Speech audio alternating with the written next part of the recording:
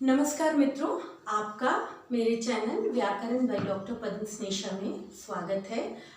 आज हम पढ़ रहे हैं व्यंजन और व्यंजन के प्रकार में। इससे पहले वाले वीडियो में मैंने आपको बताया स्पर्श व्यंजन क्या होता है। वीडियो थोड़ा लंबा हो जाता है, इस कारण मैंने व्यंजन को 3 वीडियो में बांटकर बनाने का सोचा है। तो स्पर्श व्यंजन हम पढ़ चुके हैं। मैं आपको रफ एक आइडिया देती हूँ वर्णमाला का। वर्ण जो होता है ना, वर्ण, इसके 2 प्रकार होते हैं, स्वर और व्यंजन।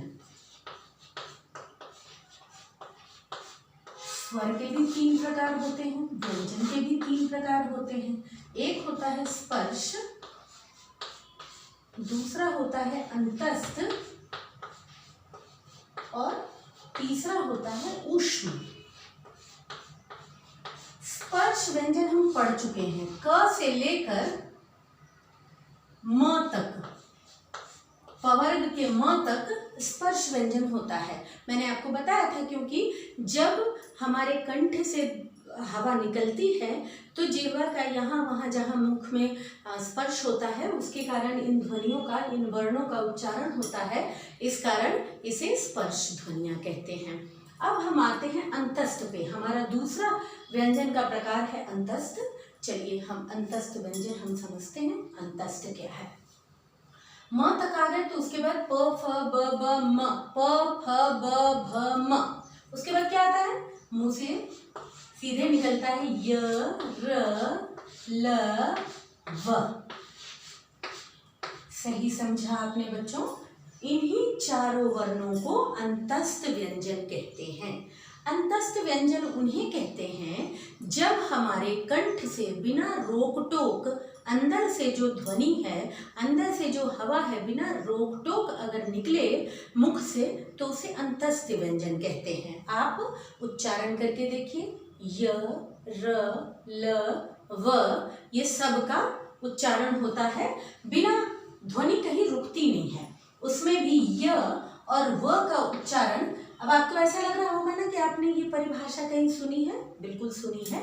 स्वर जब हम पढ़ रहे थे तो हमने ऐसा ही कहा था, बिना किसी रोक टोक के जब हवा निकले तो उसे स्वर कहते हैं, या बिना किसी सहायता से जिन वर्णों का उच्चारण होता है उन्हें स्वर कहते हैं। अब यहाँ भी हम यही कह रहे हैं कि बिना किसी रोक टोक के हवा अंदर से बाहर निकलती है। बिल्कुल सही। ऐसा लग रहा है कि मिलती जुलती सी परिभाषा है। तो इसी कारण य और व को अर्ध स्वर भी कहा जाता है।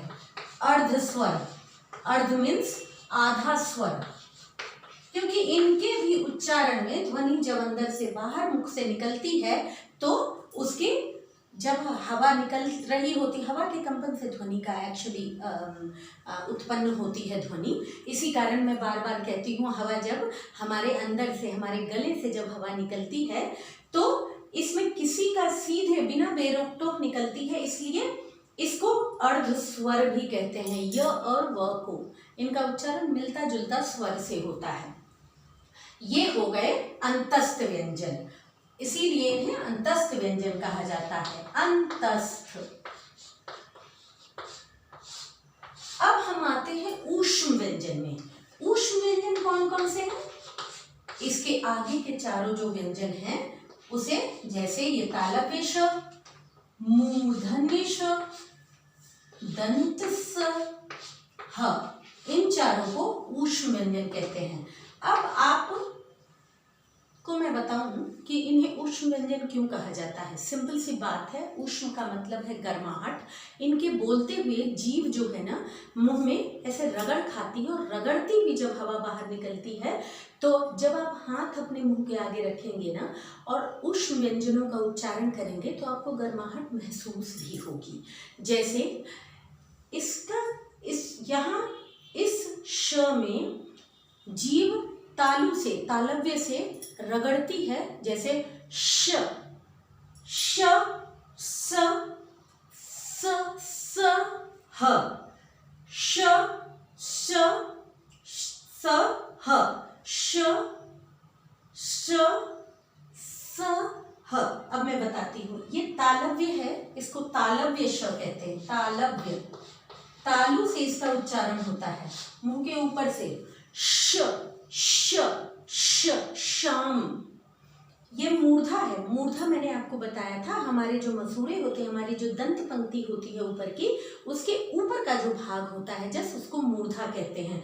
तो इस श का उच्चारण कैसे होता है? श श श, ये श, ये श।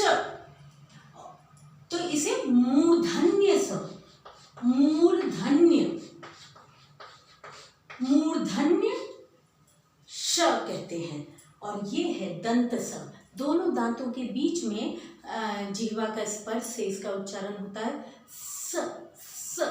जीभ जो है ना दोनों दांतों के बीच में आती है, स स, इसलिए इसे दंत स कहा जाता है।